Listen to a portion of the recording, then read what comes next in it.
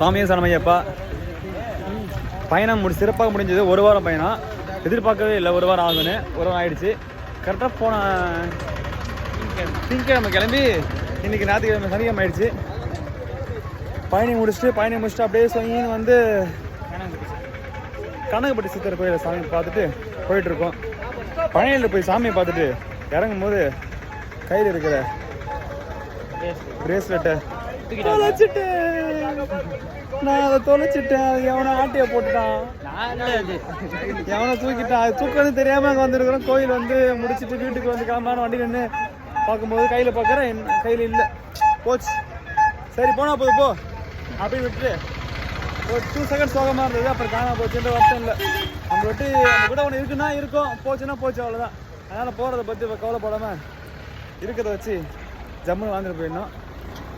இது பிரேஸுக்கு மட்டும் குறிப்படாது, எல்லாத்துக்கும் குறிப்பிடும். எதுவும் யாருக்காகவும் யாரும் வெயிட் பண்ணாதீங்க.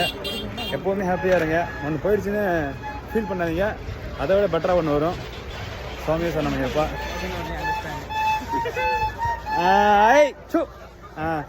ஓகே, இன்று இரவு சொந்த ஊர் சென்று நாளை எல்லாம் வேலைக்கு போயிடுவாங்க, நானும் வேலைக்கு போயிடுவேன். இதுக்கப்புறம் பக்தி ஏற்காதுன்னு நினைக்காதீங்க, பக்தி இருக்கும் கொஞ்சம் கொஞ்சம். வேணை அங்கிட்ட இருக்கிறது, அங்கிட்ட போக வேண்டும், இங்கிட்ட இல்ல. சரி, அங்கிட்ட போக வேண்டும். வாருங்கள். வேனை கண்டுபிடித்தேன், நான் சென்று வருகிறேன். ஓம் சாமியே சரணமையப்பா.